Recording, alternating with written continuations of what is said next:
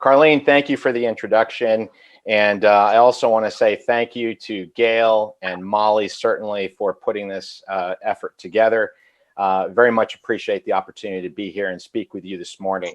So good morning and welcome to our deep dive on digitalization and cyber risks and rewards. What I'm going to do is I want to put things in perspective. And so I'm going to grab a cliche and hold on for dear life. So here I go. The only constant in life is change. Many of you have heard that before. And with digitalization and cybersecurity in the global maritime industry, nothing can be truer. So let's put this in perspective just a little bit. Just before Christmas in 1947, scientists from Bell Labs revealed to the world the first working transistor. It was roughly the size of the palm of your hand and about 2 inches thick. Think of a transistor like a light switch. It's basically a semiconductor device used to amplify or switch electronic signals and electrical power. But transistors can turn currents off billions of times a second. As much as my daughter tries to do that with our own switches, she doesn't even come close to what the transistors can do. Digital computers, effectively the foundation of the automation technologies that are transforming shipping as we speak, use transistors as a basic mechanism for storing and moving data. They are effectively the building blocks of microchips. Transistors are currently about 10 to 20 nanometers in scale and are expected to shrink further by about half over the coming years. And to put it in perspective, a nanometer is 1/1 billionth of a meter.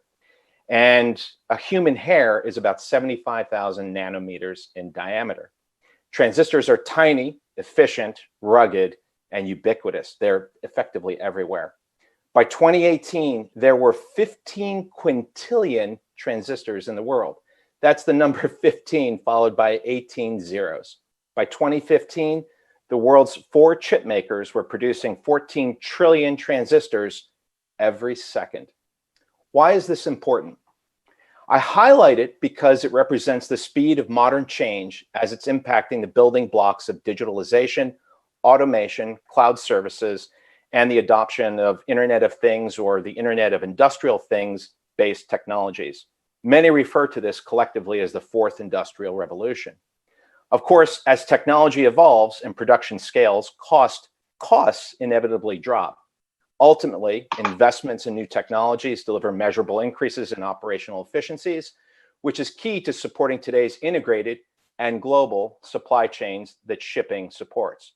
As time passes, we as society, and the shipping industry is no exception to this, become increasingly dependent on such capabilities. As technologies evolve and efficiencies continue to improve, we, as beneficiaries of these capabilities, our assumptions evolve with them, and we begin to assume that they will always work. The longer these assumptions remain true, everyone effectively wins: the investors, manufacturers of goods, ship owners, ports, transporters, and ultimately all of us, the customer. The problem is those assumptions are not always true, and cyber threat actors remain ever poised to take advantage of deficiencies or inefficiencies whenever and wherever they arise. Unfortunately, for most of us, cyber threat actors are often well-resourced, are not obligated to any investor, or subject to any regulation. They are constrained only by their imaginations.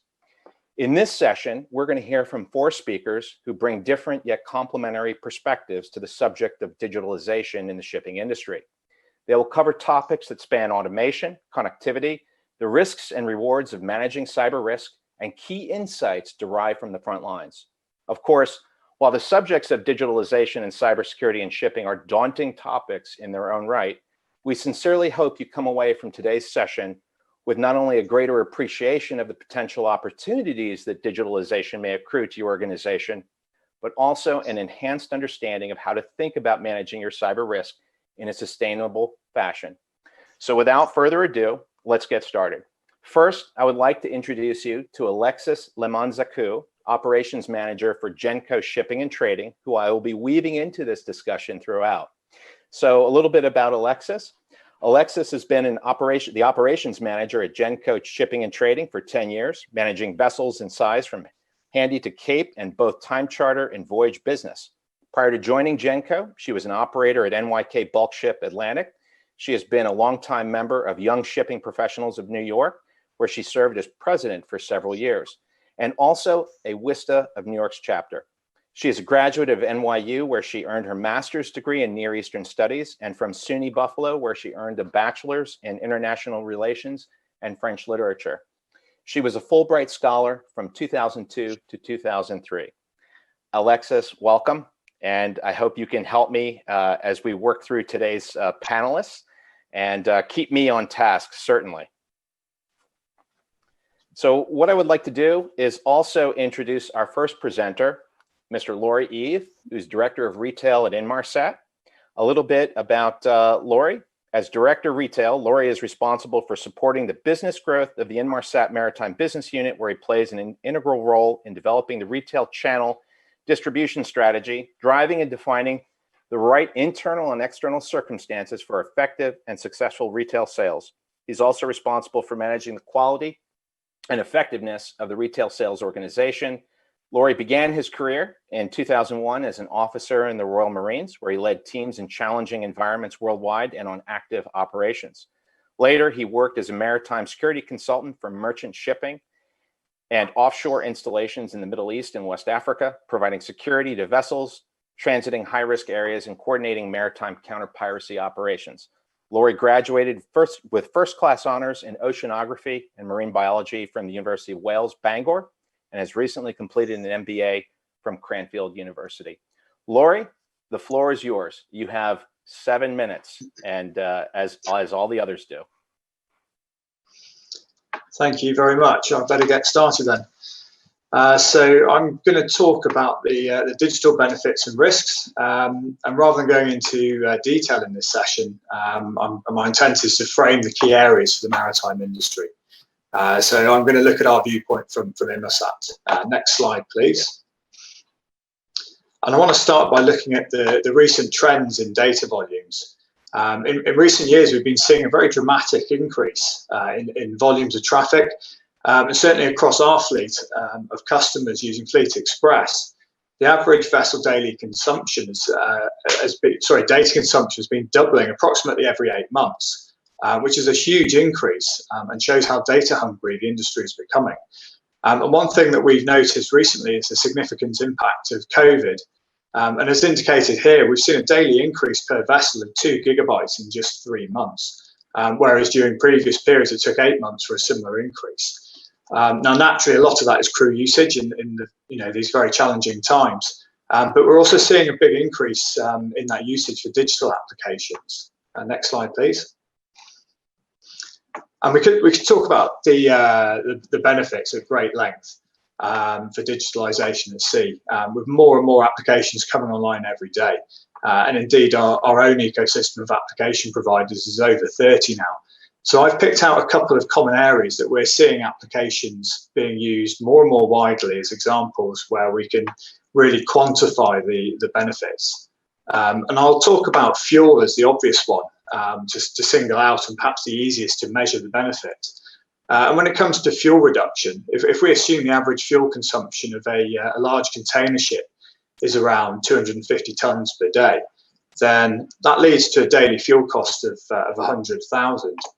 And in terms of potential savings, that's proper engine tuning, operation saves 1 to 2% on average. Hull resistance can be, on average, responsible for 5% extra fuel consumption. That's $5,000 a day. And resistance due to suboptimal trim is generally estimated at 2% or $2,000 per day. And lastly, a reduction of speed fluctuation by using analytics to provide speed advice for on-time arrival can save 5% fuel or $5,000 per day. So all in all, if we can approximate fuel cost reductions in normal operation by approximately 10% or $10,000 a day, as some of these effects will overlap with others. So these are very real, tangible savings that can make a real difference to businesses. Next slide, please.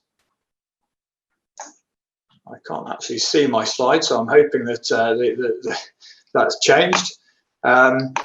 So I want to look briefly at the key drivers and importantly from the ship owner, ship manager perspective.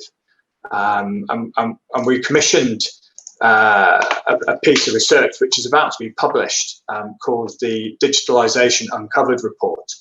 And this represents over 500 ship owners and managers globally across all maritime sectors. And we asked respondents to select and rank key drivers for their organisation in adopting digital solutions. And the results here indicate that the primary drivers are reducing operational costs, creating operational efficiencies, compliance with certifications and regulations, and creating better value for customers. So to summarise so far, we're seeing acceleration of digitalisation moving quicker than ever before as owners are adopting the technology, and these are the key drivers to adoption. Next slide, please.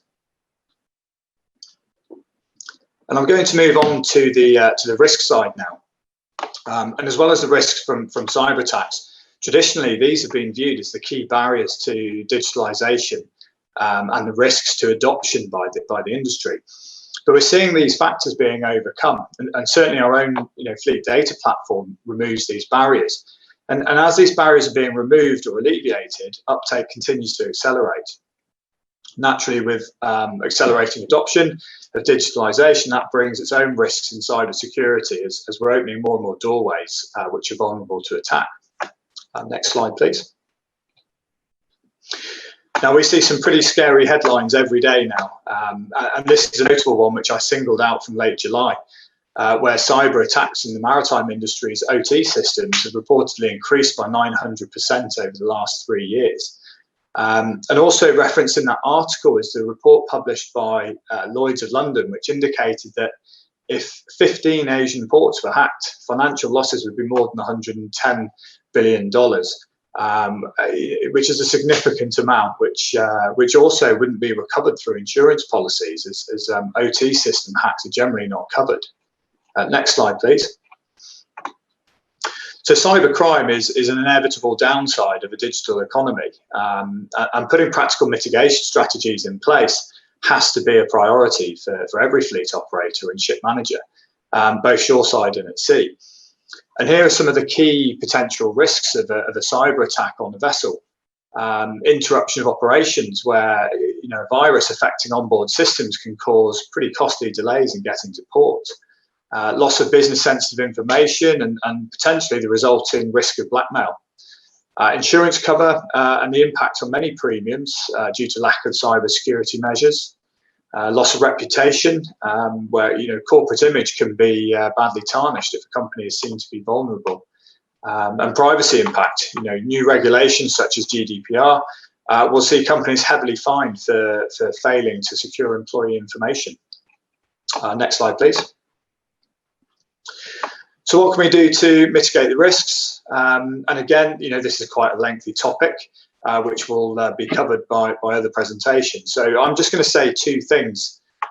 First, whilst IMO 2021 can be viewed by many as a challenge, as ship owners and managers need to incorporate cyber risk management into their safety management systems, it's also a very big opportunity and a driver for everyone to really tighten their security measures. So that hopefully we have a safer maritime sector overall and perhaps make us a harder target. And second, accelerating digitalisation naturally brings with it more risk. And we need to consider the applications and the necessary security measures hand in hand, integrating the response as much as possible so that we can ensure that the many benefits of digitalisation continue to outweigh the risks. Next slide, please. Okay, so that's briefly given you my top-line view of the key themes around the digital benefits and the associated risks. I hope that's given some useful insight, and I'd like to thank you for listening to me. So thank you very much. Thank you, Laurie. That was an excellent insight. I think what's interesting is from the perspective that you have and your colleagues over at Inmarsat have is that you are seeing an acceleration of adoption of digital technologies and capabilities, but also extraordinary opportunities that can be realized by the ship owners and those other stakeholders across the supply chain. Yet at the same time, risks continue and they must be acknowledged and managed. Laurie, do you have any comments? Or sorry, Alexis, do you have any comments before we continue? you want to add anything? No, just from the ship owner side, of course, you know, it's constantly a threat especially with the systems being more connected now, fuel monitoring, engine monitoring. It's just gateways have been opened, as you mentioned. So something we always have in mind. Yes. Excellent. Thank you. So the next speaker we have up is Päivi Brunou, who's the General Manager of Cybersecurity from Wärtsilä. And Päivi is a curious sense maker with a holistic approach to cybersecurity, security engineering, and product quality. In her daily work, she heads the cybersecurity activities in maritime realms at Wärtsilä, coaching people, adjusting tools, processes, and methods for context and the right fit solutions. Wärtsilä is in a mission to lead the maritime industry's transformation towards a smart maritime ecosystem in which high levels of connectivity, digitalization, and data exchange create greater levels of efficiency, safety, and environmental performance. When out of the office, Päivi spends her time outdoors with family and is determined to learn something new every day. Päivi, the floor is yours. Thank you, and greetings from Finland. So our ocean is the largest ecosystem on our planet, and it actually is also the 7th largest economy worldwide. And we all know that the shipping is the world's most efficient mode of transporting goods and people. So we need to safeguard this ocean, for example, in the cybersecurity and safety side. So today I'm going to speak a little bit about the operational and information technology and how they are coming closer together. So let's get started with the next slide. So why we need to speak about cybersecurity today is that we are not in an island mode anymore. And previously the so-called perimeter security, so trying to keep everything out of your system, might have worked. But today, with the different kind of needs of remote connection, patching, updates, connected system, getting the data out, getting the data in, just the sheer amount of different kind of connections and components in our system means that we are open to new and different kind of situations and the risks. And while the IoT and cloud and data-driven business is increasingly relevant and causing problems, it also have the opportunities. So let's see them in the next slide, please. So safety, security are the terms that we are all very familiar with in the maritime realms. And when we add the cybersecurity aspect to it, we can think about it like a regular way of handling all of our different kind of risks and issues. For example, fire. So having a cybersecurity in part of your ISM and ship safety manual, it's not a new thing. We just need to look at the world a little bit from the different angle. So let's go to the next slide, please. And this is the angle we should all be taking now. So we have our automated system, for example, navigation and automation, but also, for example, different kind of PLCs, sensors, links to remote maintenance, remote monitoring, and all these connections are opening, inviting accesses to our vessels. We can have different kind of vulnerabilities and threats related to the system. But let's go a little bit further on the next slide to see what we can do about it and why we need to understand the two different kind of technologies. So the IT technology is something that moves data, while the operational technology, we can say that it moves physical process. And the IT system are something that you and I have been working for a long time. They are workstations, laptops, mobile. They are intranet, fail shares, business and financial systems. And then on the OT side, we have the ECDIS, the VDR, the SATCOM, sensors, different kind of actuators and historians. The OT is all about the process controls, but the key priorities are safety, reliability, and availability. And it is about the core processes in our automations. So, for example, having an unplanned operational break to let's say, install a new antivirus update for your system. It could actually be considered to be something hostile and initiate an emergency procedures. So when we start to take the solutions from the IT world to OT side, we really need to mind what we are doing. And if we look a little bit, what are the changes happening now with these two technologies converging, coming closer together, is that we are actually adding elements and components which we buy from the store. We are actually starting to use Windows operating system instead of some proprietary systems. And we are wanting to start patching our systems, even if they have the long life cycle, which we do have in the OT side. So when we go further in the next slide, we see that the cybersecurity risks in the OT systems are about the fleet control. It's not just that you would have many vessels to patch or attend to, but you are controlling the automatic systems in your vessels. And oftentimes these OT systems are provided to you by vendors. You might not really know what you have installed, and you might not even have the control of these systems. So how can you plan a timely response to technical patching and vulnerabilities if you don't know what you have in the vessels? And with the IMO 2021, this is one of the key messages for us to take, that take the visibility to your systems. And also take some of the good applications from the IT world, start mitigating the risks with the updates, with the patching, and all those constant work to your system. So if we look a little bit on the brighter side, and have the next slide, please. So why would we like to do it? What are the opportunities in the increasing automatic systems and the connected systems? Well, it is, of course, to get more efficient operations, whether it's related to power, energy, or fuel. You can save in your route planning, for example, and you can have remote operation much more effective. Like, for example, what we have seen now during the COVID-19 is successful audits, for example, being performed from afar, keeping everybody safe and secure. And then in the future, having the automatic systems in the right level of cybersecurity, you can leverage also from different kind of robotic options or the autonomy in the systems.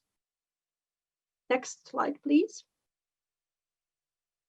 So if you think about what should we be doing, what are the recommendations from the maritime industry? These are elements from Danish Maritime Authority study.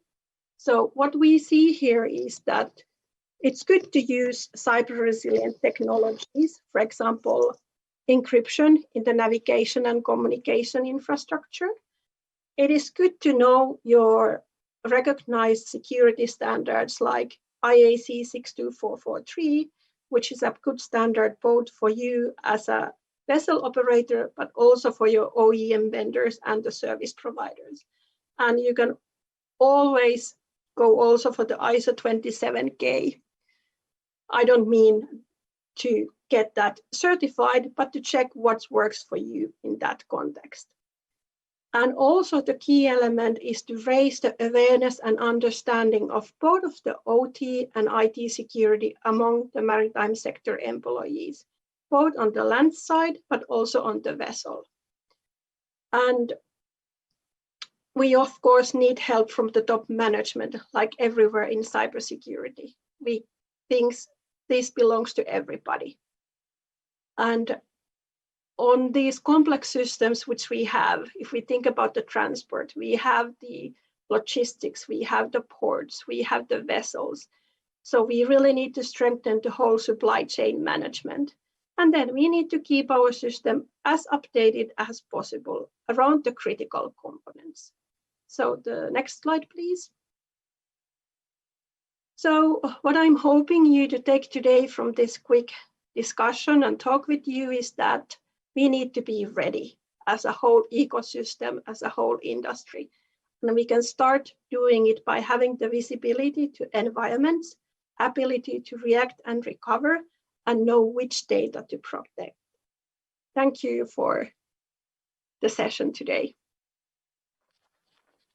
Thank you, Päivi. I think Päivi touched on so many things that are worth emphasizing. They, in and of themselves, collectively can be an entirely separate panel discussion. But I do want to emphasize one thing, and that is a understanding that this isn't just a responsibility for the people who are responsible for information technology. This is a top-down risk management activity that includes everyone in the organization. And so without further ado, I know we're running just a little bit behind. I want to move on to the next presenter, my colleague, Chronis Kapalidis, who is our integrated security practice leader in the EU.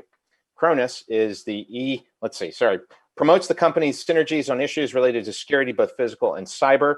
He is also an Academy Associate at the International Security Department, Chatham House, and a course leader for Lloyd's Maritime Academy. Before joining HudsonAnalytix, Chronis was a Navy officer at the Hellenic Navy for 15 years, specializing in network information security and analysis, threat intelligence, and maritime operations.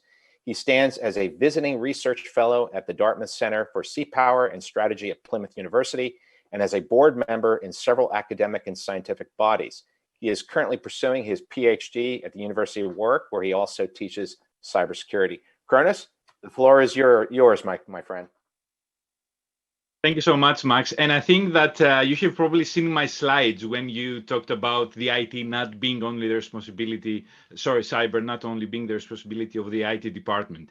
So following the two great presentations, I would like now to share with you an approach regarding assessing the cyber risk that we have seen already exists in the industry. Next slide, please. So what we should understand is that things during the pandemic have become much more worse than they were before. So cyber risk now has a greater landscape in order to within the industry. And as you can see, now most of us are working from home with all the challenges that are related to that, as you can see on the cartoon. In the middle, you can see the activities that most of the IT departments of shipping companies had to take in a very short period of time in order to be able to facilitate that transition of all of us working from home, but also to continue to provide support to the most valuable asset of the industry, which is ships. But as you can see at the bottom left, we were not very well prepared for that. These are some statistics from current research that was only published a few weeks ago, where it shows that we were not well trained in order to work from home. We also did not use updated devices when we were working from home. And sometimes we used unauthorized devices like our personal laptops or phones to do our business. And also, some of us were sharing our devices with our family. I have two daughters right in the next room, and a lot of times they want to see clips on YouTube, and they were asking to access my company laptop. But on the other hand, when we try to connect to our business environment, we are seeing that on the SIP side, there is another issue regarding cybersecurity and a misunderstanding. A lot of, and again, these are new stats that were published a while ago. We are seeing that a lot of the crew believe that cybersecurity is not their responsibility. The majority believes that cybersecurity is the responsibility of the master or the IT department. Also, because of the pandemic, they are requiring more connectivity. First of all, in order to be able and talk to their families, but also to learn what are the recent developments regarding the pandemic, as they are spending a prolonged period of time on board ships. And finally, they have not received cyber training. So if we put all that into the equation, we have another factor that has to be taken into account when we are trying to address cyber risk. Next slide, please. So previous speakers did mention the IMO requirement coming into place. So what is the solution? Should we try and address cyber risk only as a regulatory-driven response? Well, the reality, which is generated from research projects that Hudson has been participating in, is that this is not the answer. Next slide, please. We are currently leading two major projects, one with the European Union Cybersecurity Agency, ENISA, regarding cyber risk management for ports, which also has a shipping element, but also another project funded by the US Trade and Development Agency, again, on coming up with solutions in order to effectively address cyber risk in the maritime sector. And I'm going to share the insights that we have from this project right now. Next slide, please. So what we identified in these research projects engaged with industry stakeholders is that when we try to address cyber risk within the maritime domain, there are four main steps that have to be taken. Initially, we should be in a position to identify and evaluate our organizational activities, our common challenges regarding cybersecurity throughout our entire company and our organization. Secondly, as we have done that, we need to identify and evaluate cyber-related assets and services, those systems, those components and subcomponents which do have some sort of a cyber-related element in them, and the related services that are served from these specific assets. The third step is to be able to identify and evaluate the cyber-related risks to these assets in terms of likelihood, in terms of vulnerabilities. But that is not enough. We need to take an additional step where we should be in a position to identify, select, and prioritize specific mitigation measures in order to address the risks that have been identified in the third step. But I have to tell you that even this approach is not sufficient. Next slide, please. Our research has indicated that in order to go beyond the compliance element and the tick in the box, the checklist that we saw previously, we need to follow an approach which shows organizational progression. The approach that has been identified throughout these projects is that we should adopt a maturity-based self-assessment model. And as you can see on the slide, this model is based on 12 separate and distinct domains within every organization, with ICT or IT being just one of the 12. So it links very well to what Max and the previous speakers just said. Next slide, please.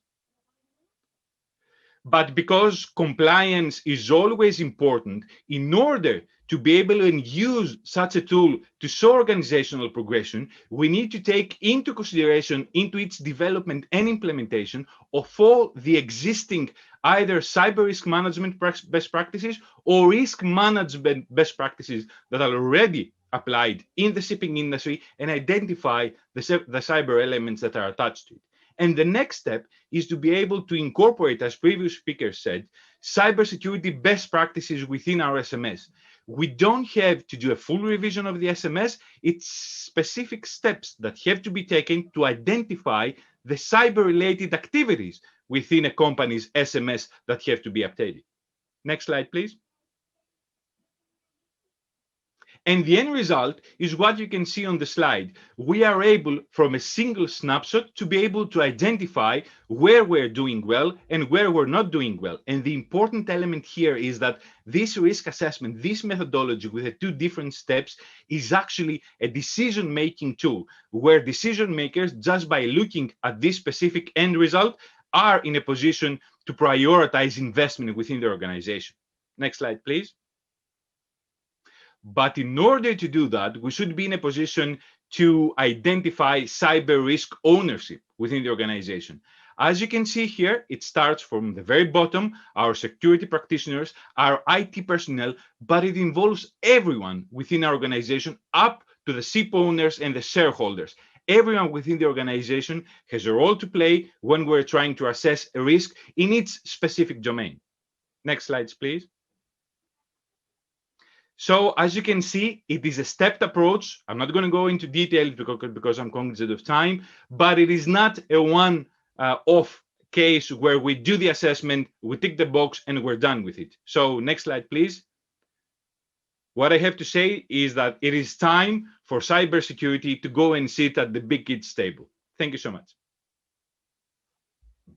I just want to say one thing here. I think what I'm starting to see take effect here before we move on to Alexander's piece is that there's a progression going on in terms of this presentation, the presentations. We're looking at the opportunity for technology adoption and connectivity on a global basis, which is what Laurie talked about. And with Päivi, we talked about that integration that's occurring between IT and OT. Now we're looking at trying to understand the cyber risk insofar as it affects the entire organization. One thing I do want to emphasize here, and Chronis touched on it, and that is the role of family and other trust relationships. That is definitely something that I certainly embrace and discuss with clients in the sense of, when you manage risk to the organization, you actually have to start at home with your own family and your own trust relationships. And with that in mind, I'd like to move to Alexander Soukhanov, our final presenter, and then we'll move to a Q&A session and wrap up with polling. Alexander is a Master Mariner, Managing Director of MoranCber, Moran Shipping Agencies. As a Master Mariner, an unrestricted state marine pilot in Massachusetts, and a captain in the U.S. Navy Reserve, Alex brings over 27 years of maritime operations expertise and national security experience in leadership to help vessel and marine terminal owners defend against cyber threats through simplified approaches and solutions. His study and work in maritime cybersecurity is a component of his professional desire and commitment to understand all risks and hazards to safeguard navigation and maritime operations, of which he has sworn responsibilities.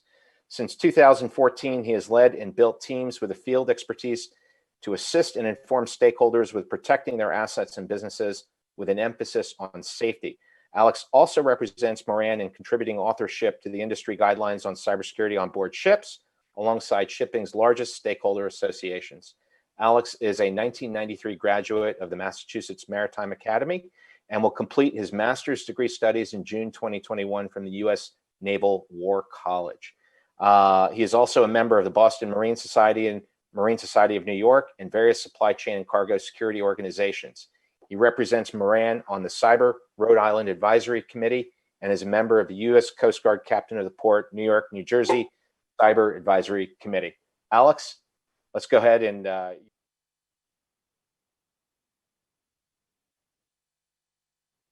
Thank you, Mac. And thank you for having me on the panel this morning, and great presentations ahead of time. This presentation is really to talk about a couple of case studies, and it really builds off the earlier presentations of what our fellow panelists have learned. And it's a great story in how field expertise and how teams come together to actually mitigate real cyber risk and to understand what they can control, and to take charge of their own environments and apply solutions into combating cyber risk. Next slide, please.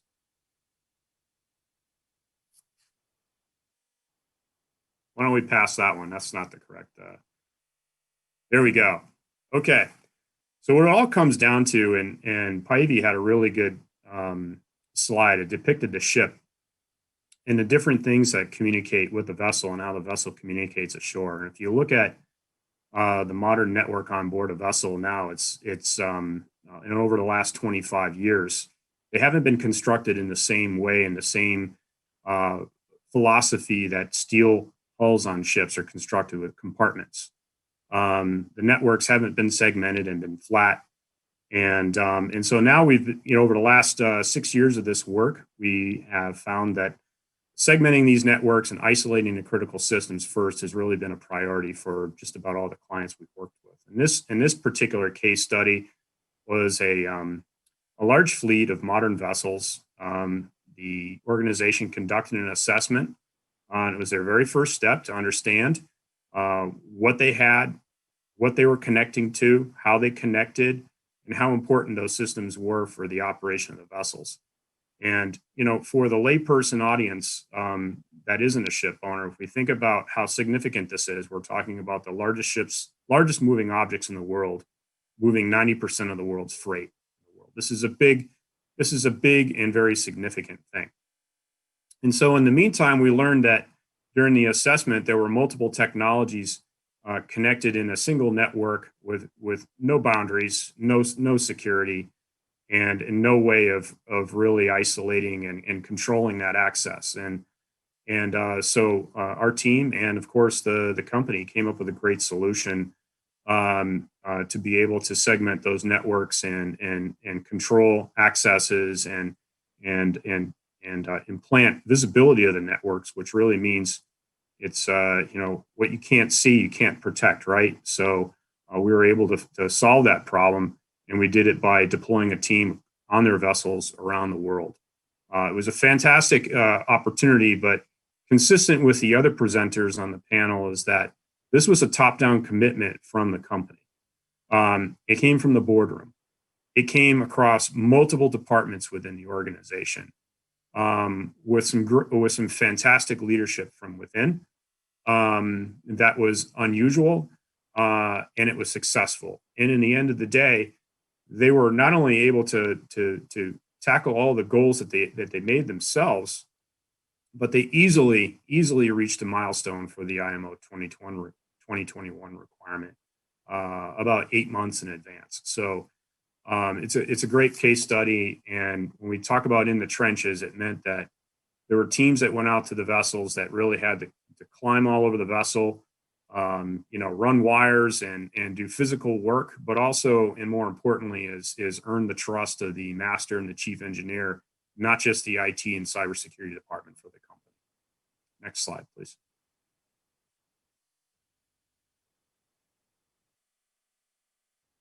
Oh, let's go to the terminal slide, please.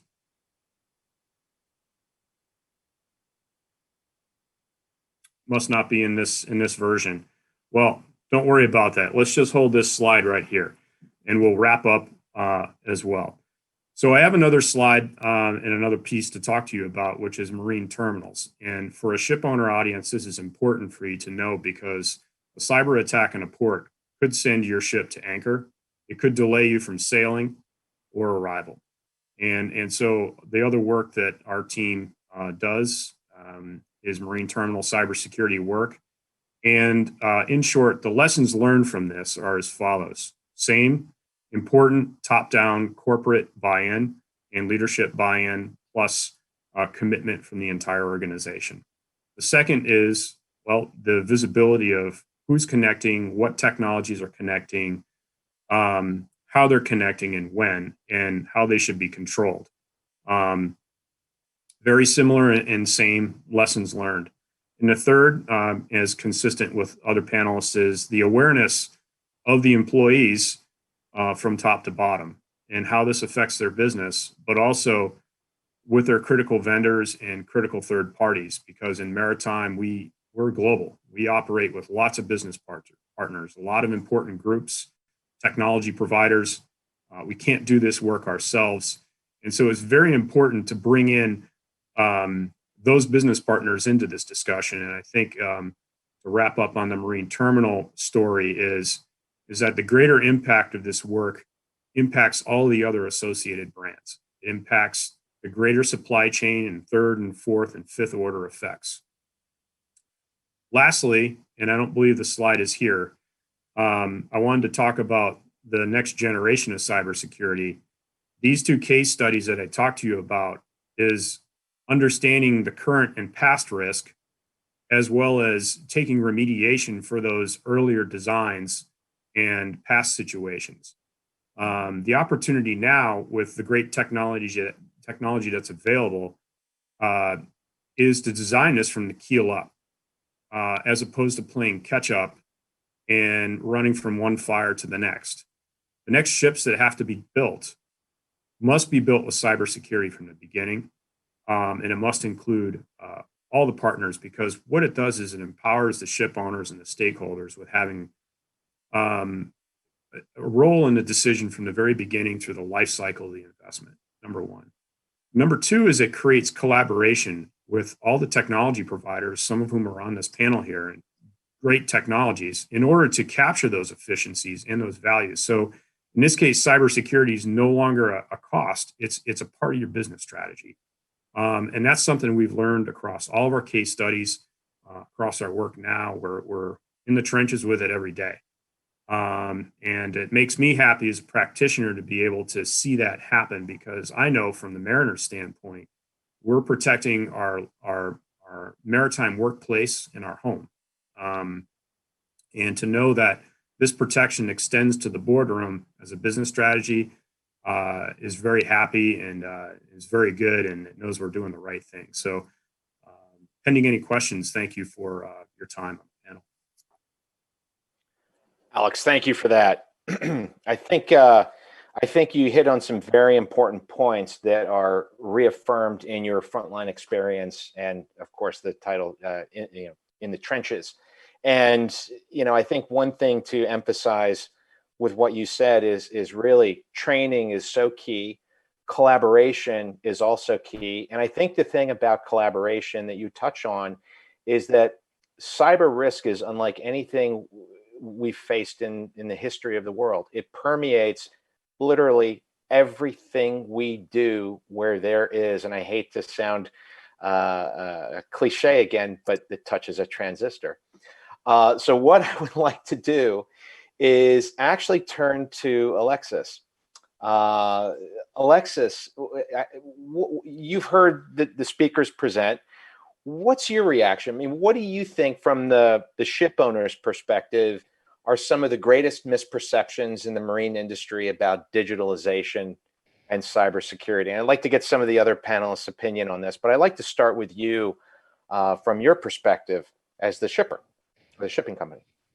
I think, unfortunately, a lot of companies have been slow to be proactive. Cybersecurity has sort of been an afterthought.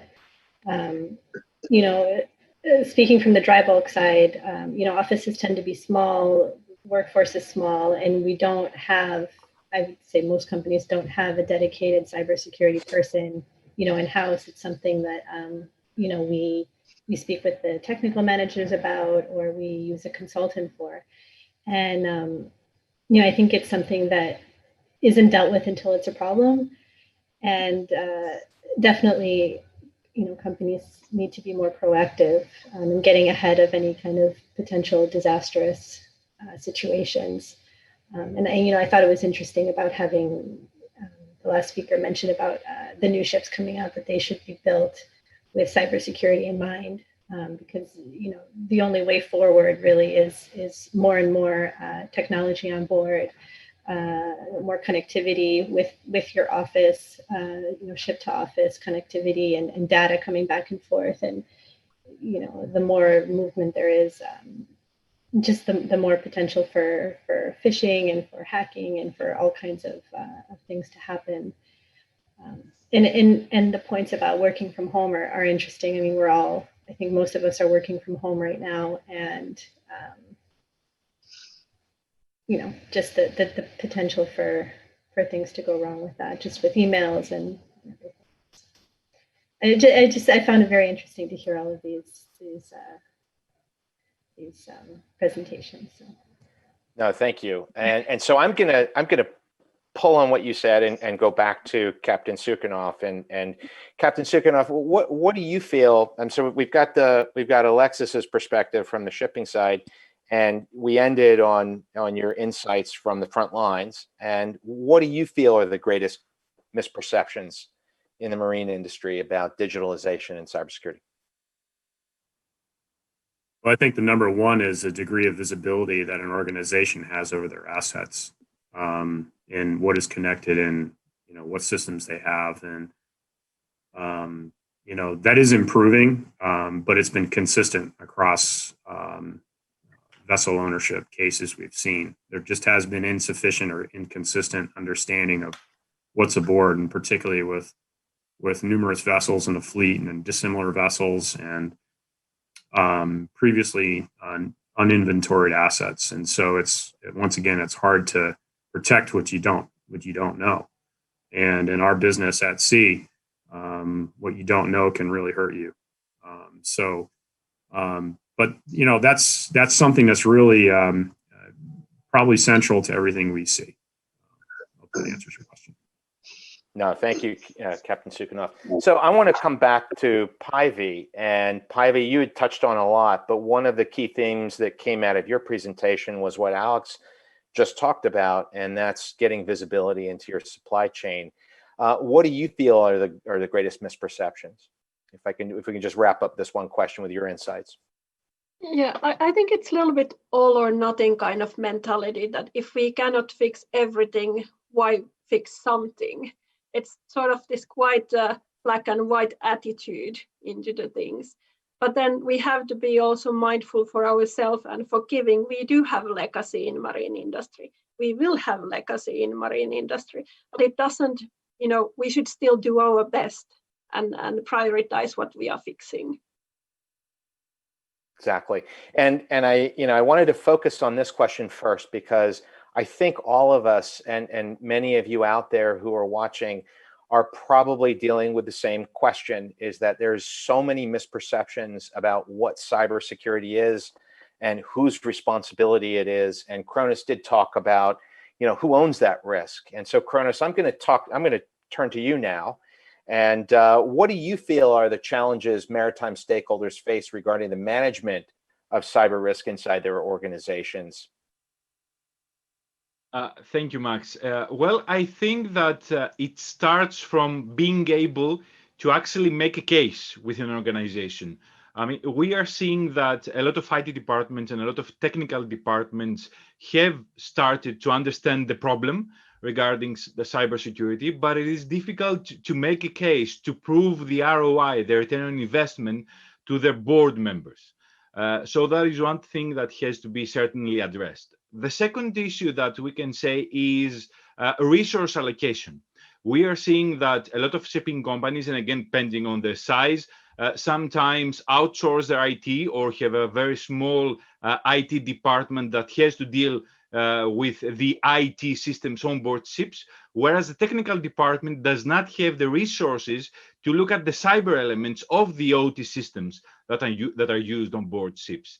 And the third thing that relates, I believe, to the rapid digitalization adoption within the industry is to be able to keep up with the development.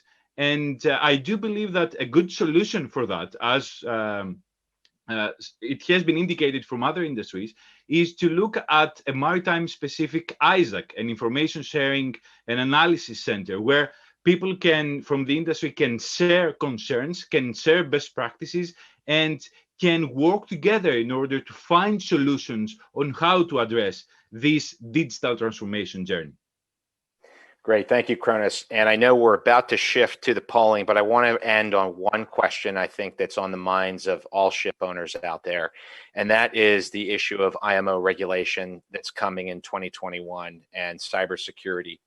There's my alarm. Laurie, I'm going to wrap up with you. We started with your presentation. We're going to wrap up with your thoughts, and anybody who also wants to quickly chime in.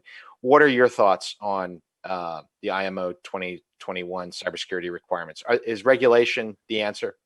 What are your thoughts? I'd say I think it's certainly a step in the right direction. There is a significant, very real threat that's costing the industry and the whole global economy absolutely billions. And we've got to do what we can to combat the threat. And like other people here have said, if you need to put some pressure on the industry for things to happen. Ship owners, ship managers have an awful lot on their plates. They have a lot of regulations and other compliance issues there. They've always got challenges to address, and this is one in a series. So to get it the right attention and the right priority is going to naturally require some regulatory pressures, and we're certainly seeing more and more ship owners, ship managers are taking those steps now, and they are adopting, getting the right sort of measures in place and addressing the safety management systems. They are, starting to do this now. So I think as an industry, it is going to have an impact, and it's going to, naturally going to improve.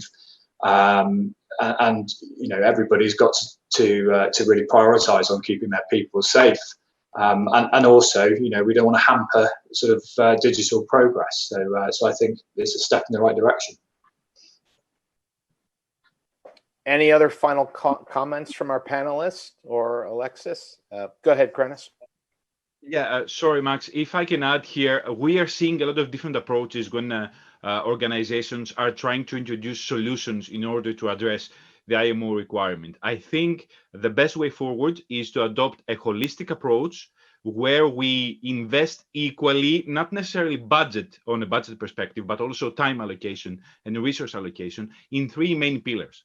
Of course, technology solutions are needed to address cyber risks and cybersecurity, but also we should equally invest in training and educating our staff to understand what are the cyber threats, but also how to use this new equipment. And finally, we need to have the procedures in place through our SMS that dictate how we can safely and securely use the technology that we have applied.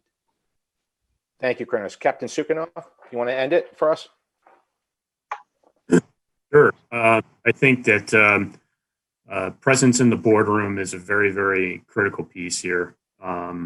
Maritime lacks what other industry sectors have in terms of a chief information security officer or that kind of accountability and a representation for an organization's digital strategic plans and how to protect them. That is critically missing. And in the case studies I talked to you about, that leadership is developing in those different organizations because of what they've learned. And it took a very inexpensive step forward, which is taking an assessment and understanding. And it opened their eyes. And I think that to the question earlier from Chronis about, making the case in the boardroom and with ownership, it's a very, very easy first step. Anybody can do this. Excellent. Thank you. I couldn't agree more with those final closing comments. It starts at the top, and it doesn't matter whether you're a cyber expert or if you have a humanities background. If you have boardroom and balance sheet responsibility all the way through that process, you hold some degree of responsibility. It is a collective challenge and responsibility. And on that note, I would like to turn it back over to Molly or Gail or Carlene, whomever is going to take us through the final polling.